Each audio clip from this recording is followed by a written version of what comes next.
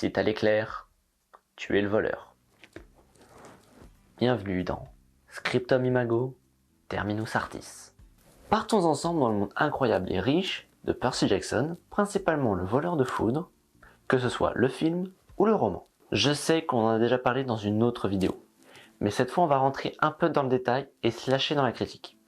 Je vous conseille de regarder le film ou de lire le livre, ce que vous devriez faire. Pour vous présenter rapidement le livre, il a été écrit par Rick Riordan, ancien professeur d'histoire et d'anglais à l'université de San Antonio, grand passionné de mythologie. Il se lance dans l'écriture du voleur de foudre, qui paraîtra aux États-Unis en juin 2005. Nous suivons les aventures de Percy, un jeune de 12 ans, dyslexique et hyperactif, étudiant dans une école spécialisée, l'Institut Yancy. Il n'est pas très assidu en classe, mais son professeur préféré, M. Bronner, enseignant de latin, l'encourage au quotidien. Son meilleur ami, Grover, un autre jeune qui semble avoir redoublé et qui se déplace en béquille, est le souffre-douleur d'une autre élève, Nancy Bobofit. Lors d'une sortie au musée, alors que Percy défend Grover de Nancy en l'arrosant, il se fait engueuler par Madame Dodds, enseignante de maths, qui l'emmène dans un coin discret pour le punir. Alors qu'il s'attendait à une réprimande classique, sa professeure se transforme en créature ailée, une furie, et tente de le tuer.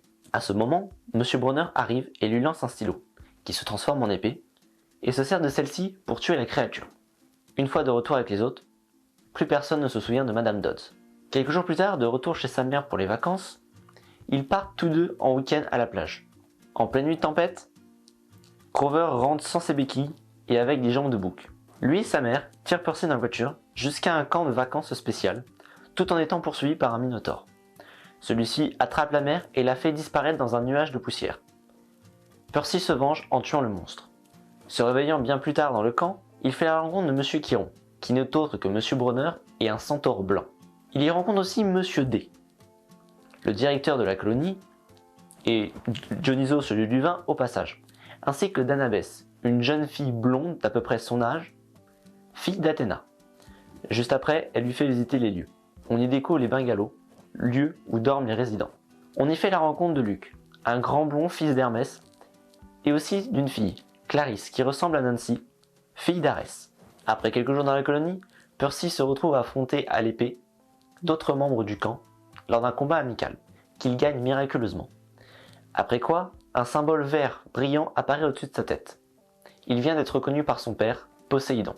Accusé d'avoir volé l'éclair primitif, première arme forgée pour Zeus, afin de la ramener à son père.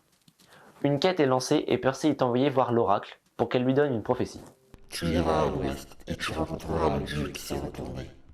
Tu trouveras ce qui fut volé et le verras restitué sans dommage. Tu seras trahi par quelqu'un qui se dit ton ami, mais à la fin, tu n'arriveras pas à sauver ce qui compte le plus. Elle lui indique le chemin à suivre, ainsi que les péripéties qu'il va rencontrer. Il sera accompagné de Grover et d'Annabeth qui lui a proposé son aide. Ils partent donc de la colonie le lendemain matin. Luke offre à Percy une paire de chaussures volantes, qu'il donne à Grover juste après. Chiron remet à Percy le stylo magique, une épée forgée par Poséidon en cadeau à son fils. Anaklusmos, turbulence marine. C'est ainsi qu'elle se nomme. Une fois arrivés à New York, ils montent dans un bus où ils se font attaquer par Madame Dodds et deux autres furies. Ils arrivent à s'en échapper et partent en courant au travers d'une forêt, pour arriver au palais du nain de jardin de Tati M, où ils sont accueillis par une vieille dame qui porte le voile. Elle leur offre de la nourriture et leur propose même de faire une photo avant qu'ils ne repartent. Au même moment, Grover reconnaît l'une des statues à l'entrée. Il s'agit de son oncle Ferdinand, tué par Méduse. Une fois la supercherie découverte, ils se mirent à l'attaquer et Percy lui tranche la tête. Après quoi, il fait un tour des lieux et trouve l'adresse des enfers, et en profite même pour expédier la tête de la Gorgone à l'Olympe. Durant la nuit suivante, Grover raconte son plus grand rêve. Parcourir le monde à la recherche du dieu Pan, disparu il y a bien longtemps. Le sommeil de Percy est perturbé, il fait des cauchemars. Une caverne énorme et sombre. Une voix lugubre et froide se fait entendre, se servant de notre héros pour sortir de l'abîme. À son réveil, ils sont aidés par un caniche rose. Grover a discuté avec Hortensia, le chien. Elle a fui ses propriétaires. Ils vont donc la ramener, empocher la récompense et acheter des billets de train en direction de l'ouest. Sur le trajet, ils font escale à Saint-Louis. Avec une attente de 3 heures, ils décident d'aller visiter l'arche du mémorial Jefferson, Annabeth étant une très grande fan d'architecture. Lors de la visite du musée souterrain, Percy se sent mal à l'aise. Il a l'impression d'être observé par Hadès, qui utiliserait son aume de l'obscurité, symbole de son pouvoir et de son rang. En haut de l'arche, ils font la rencontre d'une dame et de son chien. Après la visite, Annabeth et Grover remontent dans l'ascenseur, qui, rempli, oblige Percy à attendre en haut avec la dame et ce chien. Il s'agit en réalité de Echidna, la mère des monstres, leur maman, et de Chimera, la chimère. Percy les affronte difficilement. Il perd son épée, se retrouve empoisonné, a les vêtements au feu et finit par sauter du haut de l'arche dans le Mississippi en suppliant Poséidon de l'aider. Une fois dans l'eau, Percy se sent mieux. Plus de poison, plus de brûlure, et il peut respirer. Il y fait la rencontre d'un esprit des eaux, une Néréide, qui lui délivre un message. Rends-toi à Santa Monica et méfie-toi des cadeaux. Après quoi, ils rejoignent Grover et Annabeth et reprennent le train vers Denver. Arrivés à leur destination, ils contactent la colonie grâce à la déesse Iris, déesse des arcs-en-ciel, et parlent avec Luke, qui leur apprend qu'il y a des conflits à la colonie. Ils sont partis manger dans un café-restaurant. Arès, le dieu de la guerre, leur offre le repas. En échange, il leur confie une mission. Aller chercher son bouclier qu'il a oublié dans un parc d'attractions, non loin de là. Une fois le fameux parc trouvé, ils s'y engouffrent tous les trois. Ils passent devant un vieux magasin, se changent et arrivent devant le Grand Frisson. Une attraction aquatique composée d'un grand bassin vide, entouré par une douzaine de statues de Cupidon. Grover reste en arrière pendant que Percy et Annabeth descendent jusqu'à une embarcation dans laquelle ils trouvent le bouclier et un foulard appartenant à Aphrodite. Il est trop tard quand ils se rendent compte que c'est un piège. Les Cupidons tirent leurs flèches, refermant le bassin sous un filet. Des milliers d'araignées mécaniques tentant de les attaquer. Annabeth, tétanisée par la peur, Grover essaye d'activer l'attraction depuis l'extérieur, sans succès. En se concentrant, Percy fait jaillir des trombes d'eau venant de vieilles canalisations, balayant les araignées et les sortant de ce piège. Une fois le bouclier remis à Arès, celui-ci leur offre un sac, contenant de l'argent, des vêtements et un peu de nourriture, ainsi qu'un transport, devant les mener jusqu'à leur destination. Ils embarquent donc dans un véhicule, contenant 3 animaux, en direction de Los Angeles. Sur la route, Annabeth fait part à Percy de son arachnophobie, et Grover se lamente de ne pas avoir réussi à sauver Thalia, fille de Zeus, qui s'est faite attaquer par des monstres arrivant à la colonie. Celle-ci fut tuée et transformée en arbre par son père, Zeus, créant ensuite une barrière protectrice autour du camp, permettant à tous s'en mêler d'y être en sécurité. Quand il se réveille, le camion est arrêté. Percy libère un zèbre qu'il a entendu parler, puis un lion et enfin une antilope, afin de pouvoir quitter le camion sans être remarqué. Il se retrouve dans les rues de Las Vegas. Le portier d'un casino les invite à entrer, afin qu'ils puissent se reposer. À l'intérieur, ils trouvent un paradis. Tout ce que vous y désirez, y sera. Au bout d'un moment à l'intérieur, Percy fait la rencontre de Darin, un jeune ado, et discute avec lui. Il apprend que selon lui, on est en 1977. Après avoir discuté avec d'autres personnes, qui lui ont donné d'autres années plus farfelues les unes que les autres, Percy tire Grover et Annabeth jusqu'à la sortie. 5 jours plus tard. À fond la caisse dans un taxi, nous voilà à la baie de Santa Monica. Percy, usant de son don pour respirer sous l'eau, s'engouffre dans la mer au large. Il y fait de nouveau la rencontre de la Néréide, qui lui offre 3 perles nacrées, car ce qui vient de la mer reviendra toujours à la mer. Une fois sortis de l'eau, ils prennent le bus en direction des enfers. Sans succès. Ils se retrouvent chez Krusty, un vendeur de matelas à eau. Celui-ci tente de les écarteler. Percy s'en libère et trouve le chemin vers les enfers. L'entrée des enfers est gardée par Charon, que les enfants devront payer avec de véritables drachmes en or pour pouvoir passer. Arrivant devant Cerbère, Annabeth fera une démonstration de dressage canin, leur permettant de passer sans se faire dévorer. En traversant les champs d'asphodèles, les chaussures volantes de Grover se sont détraquées, le faisant traverser une caverne, celle des cauchemars de Percy. Tentant, tant bien que mal, de s'en libérer, les chaussures continuent leur route folle vers la fosse. Nos 3 héros arrivent à libérer Grover, et du bord du précipice, Annabeth se rend compte qu'il s'agit des portes du Tartare. Ils reprennent leur route vers le palais d'Hadès. Ils arrivent devant le trône du dieu, tentant de négocier. Ils apprennent que Hadès s'est fait voler son casque. Au même moment, Percy sent quelque chose dans son sac. L'éclair y est apparu. Ils se sont fait trahir. Ils utilisent donc les perles, les mettent sous leurs pieds, les écrasent et se retrouvent dans la baie de Los Angeles. Sur la plage les attend Arès avec le casque, prêt à tuer les 3 enfants. S'ensuit un combat farouche entre le dieu et Percy, que celui-ci gagne par miracle, pendant lequel, lors d'un court instant, le temps s'est arrêté, empêchant au dieu de tuer l'enfant. Après quoi, Percy remet le casque aux Furies, puis prend l'avion en direction de New York.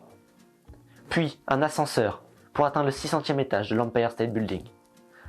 Il arrive devant les dieux, Zeus et son père, prêts à s'affronter, leur raconte ses mésaventures, rend l'éclair au roi des dieux. Hadès ayant récupéré son casque, il libère la mère de Percy. Le jeune homme rentre donc chez lui, retrouver sa maman. Son beau-père ne lui fait pas un bon accueil. Il passe rapidement dans sa chambre, où se trouve un colis, celui de la tête de Méduse. Il le remet à sa mère, puis retourne à la colonie pour le reste de l'été. Une fois de retour à la colonie, Grover peut enfin partir à la quête de Pan. Il s'en va donc, et Percy passera le reste des vacances à s'entraîner avec ses nouveaux amis, sa nouvelle famille. La prophétie s'étant entièrement réalisée. Tu iras à l'ouest et tu rencontreras le dieu qui s'est retourné. Arès avait trahi les dieux et tenté de provoquer une guerre. Tu trouveras ce qui fut volé et le verras restitué sans dommage. Il a retrouvé l'éclair et le casque et les a restitués à leurs propriétaires. Tu seras trahi par quelqu'un qui s'est dit ton ami, Arès l'avait trahi lui aussi, mais était-ce cela? mais à la fin, tu n'arriveras pas à sauver ce qui compte le plus. Et enfin il n'avait pu sauver sa mère, comme il le désirait. Arrive le dernier jour d'été. Quasiment tous les pensionnaires rentrent chez leur famille pour passer l'année. Percy ne s'étant pas encore décidé s'il restait ou retournait chez sa mère, il part s'entraîner à l'arène, où il retrouve Luke. Ils partent tous deux dans la forêt essayer de chasser un monstre une dernière fois. Luke annonce à Percy qu'il veut quitter la colonie. Il ouvre un portail dont sort un scorpion qui attaque Percy. Luke est l'ami qui l'a trahi.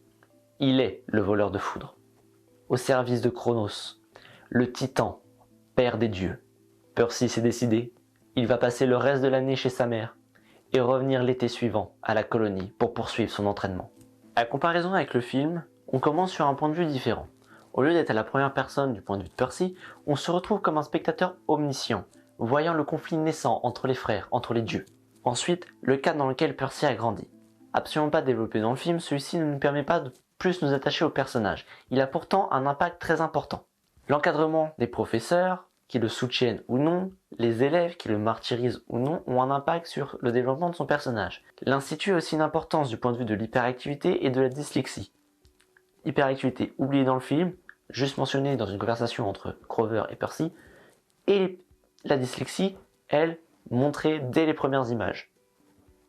En ce qui concerne l'âge moyen des personnages, ce changement est compréhensif en vue des règles en vigueur dans l'industrie du cinéma.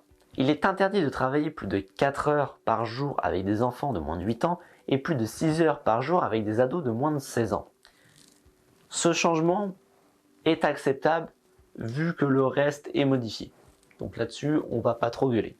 En revenant légèrement sur les professeurs, celui de Madame Dodds, elle n'est plus prof de maths, mais elle devient prof d'anglais uniquement pour simplifier et mettre plus facilement en évidence la dyslexie de Percy, sans avoir à intégrer un troisième personnage juste pour une scène.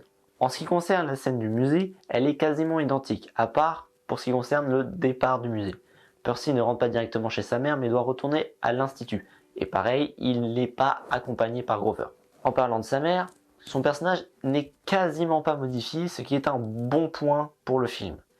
Elle reste fidèle à elle-même, une mère protectrice et aimante.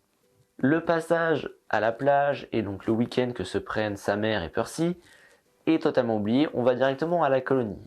Et là, il y a pas mal de changements. On commence avec Monsieur D, directeur de la colonie, pilier central de la gestion du camp. Son absence n'est absolument pas justifiée. C'est même une erreur, car sa première rencontre avec Percy est très importante. C'est à ce moment-là que Percy fait face à un dieu pour la toute première fois. Il se sent écrasé, oppressé par la présence de cet être immortel. Ça lui fait même se rendre compte que tout ce qu'il croyait être vrai n'était que mensonge. C'est le début de sa nouvelle vie. Ensuite, petit changement avec Chiron. Dans l'histoire, Chiron est un centaure au pelage blanc, ce qui a été changé pour du brun dans le film. Il n'y avait pas forcément de raison, peut-être dû à la couleur de cheveux de l'acteur, et encore. Intéressons maintenant à un point important de la colonie, les bungalows. Au nombre de 12, représentant chacun un dieu primaire, ceux siégeant à l'Olympe. 3 d'entre eux sont vides, celui de Zeus et Poséidon, qui se sont fait la promesse de ne plus avoir d'enfants sans mêler, ainsi que celui d'Héra, déesse des mariages. Elle ne peut pas se permettre d'aller flirter avec des mortels. Et au contraire, celui de Hermès est très rempli. Étant dieu des voleurs et des voyageurs, il accueille n'importe quel enfant qui n'a pas de bungalow. Dans le film, c'est différent. On n'en aperçoit qu'un seul, celui construit par Poséidon pour Percy. Là, ça dénature un peu le sens même de la colonie et des dieux. Ils n'en ont rien à faire de leurs enfants. Ils n'y prêtent pas beaucoup attention. Pas au point de leur faire de tels cadeaux. Et surtout, aussi nombreux. Clarisse est absente du film. Sans aucune explication. Elle est pourtant importante, car elle sera la rivale directe de Percy au sein de la colonie. Pareil, elle se croit supérieure à Percy vu qu'elle est fille d'Arès, une guerrière, une vraie soldat. Alors que Percy n'est qu'un enfant fragile, frêle, qui ne s'est jamais entraîné. Elle le prend de haut. Nous montrons donc que peu importe où nous serons, il y aura toujours des gens qui se croiront supérieurs à nous. Pourtant, Percy doit bien affronter quelqu'un à capture l'étendard. Dans le film, le personnage de Clarisse est fusionné avec celui d'Annabeth. Donc Annabeth est un peu plus guerrière dans le film. Dans le livre, elle est sage, elle est légèrement renfermée, et surtout, elle laisse les gens qu'elle aime prendre le devant. Dans les livres, certes, au fur et à mesure de l'histoire, elle s'endurcit, devient un peu plus une soldat qui ira se battre, mais pas au point où elle en est dans le film. La légende de Thalia passe dans l'ombre pour le premier film. Elle est oubliée, quasiment inexistante. On voit son pain, on voit sa barrière, mais on n'entend pas son histoire. Pourtant au centre de la vie de Grover, d'Annabeth et de Luke, qui ont tous trois été marqués par ces événements, étant présents et n'ayant pu sauver leur ami. Après la révélation du nom de son père, qui n'a pas lieu dans le film vu que dès le début nous savons que Poséidon est son père, Percy est envoyé voir l'oracle, personnage supprimé du premier film mais ajouté dans le deuxième, pas pour les bonnes raisons malheureusement. De même, il n'y a pas de prophétie dans le film vu qu'ils fuguent durant la nuit et partent à l'aventure clandestinement. Au moment de quitter le camp, Percy reçoit plusieurs cadeaux, les chaussures et l'épée. Les chaussures sont bien présentes dans le film, mais offertes d'une façon différente. L'épée aussi. Mais un détail est oublié dans le film, le nom de l'arbre, qui a une importance, car son nom signifie turbulence marine. C'est avec cette épée que Poséidon provoque des tsunamis. Son nom nous révèle la puissance que Percy a entre les mains, la puissance qu'il peut atteindre. Il peut pratiquement égaler son père dans la mer. Il est même énormément dommage d'attendre le deuxième film pour connaître son nom, au détour d'un plan, sans forcément qu'il soit cité. S'ensuit le début de leur aventure. Leur rencontre dans le bus avec les Furies a totalement été effacée du film. On arrive donc à la rencontre avec Méduse, qui a elle-même un comportement totalement différent dans le film. Au lieu d'accueillir les enfants et de tenter de les piéger, sournoisement, elle les attaque de front et les pourchasse, dans le seul et unique but de les transformer en statues le plus rapidement possible. De même, les héros du film vont conserver sa tête, au lieu de l'envoyer aux dieux, comme message. Dans le livre, les héros poursuivent leur fuite du danger, pendant que dans le film, ils continuent inconsciencieusement leur dangereux périple. Arrivés à Saint-Louis, leur innocence de jeunes les invite à visiter un monument. Alors que dans le film, ils vont s'introduire de nuit, illégalement, dans la reproduction d'un monument représentant le passé glorieux qu'est le leur, le dénaturant en laissant une statue géante en son centre.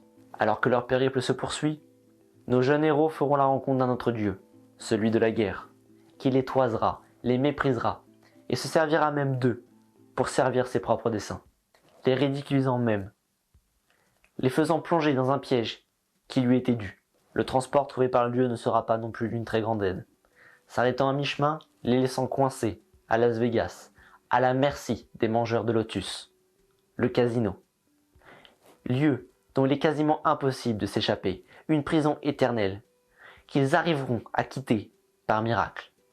Ce que les héros du film ne parviendront à faire qu'après l'intervention de Poséidon. Arrivant proche de leur destination, nos héros recevront enfin de l'aide. La Néréide leur apportant une échappatoire à l'enfer qui les attend, littéralement.